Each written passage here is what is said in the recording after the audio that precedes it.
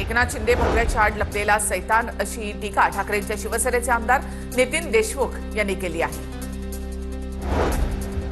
नितीन देशमुख स्वतः सैतान आहेत। एकनाथ शिंदे काय आहेत हे महाराष्ट्र जाणतो, त्यामुळे चिल्लर लोकांच्या टीकेला आम्ही उत्तर देत नाही। नितीन देशमुखांनी एकनाथ शिंदेंवर केलेल्या टीकेला मंत्री संजय शिरसाट यांचं प्रत्युत्तर।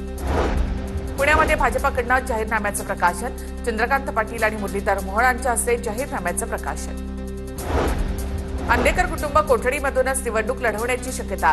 लक्ष्मी अंदेकरच्या जामीन अर्जाची सुनावणी मंगळवारी होणार, तर सोनाली अंदेकर, बंडू अंदेकरचा अद्याप जामिनासाठी अर्ज नाही। पुणे शहरामधील गुन्हेगार उमेदवारांवर पोलिसांचा वॉच। आगामी निवडणुकीच्या पार्श्वभूमीवर प्रशासन सतर्क। 20 गुन्हेगार उमेदवारांची सविस्तर यादी थेट मुख्यमंत्र्यांकडे सादर।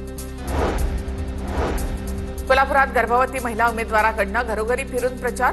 प्रभाग क्रमांक 18 मधून काँग्रेसच्या गीतांजली हवालदार निवडणुकीच्या रिंगणात। लातूर महापालिकेवर आमच्याशिवाय झेंडा फडकवू शकणार नाही, मंत्री बाबासाहेब पाटील यांचं वक्तव्य। लातूरमध्ये भाजप, काँग्रेस, वंचित आघाडी, दादांची एनसीपी अशी तिरंगी लढत, तर बाबासाहेब पाटील हे अजित पवारांच्या राष्ट्रवादीचे मंत्री।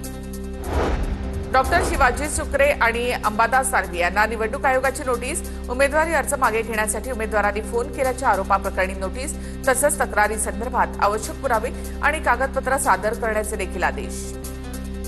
आणि एक महत्त्वाची बातमी,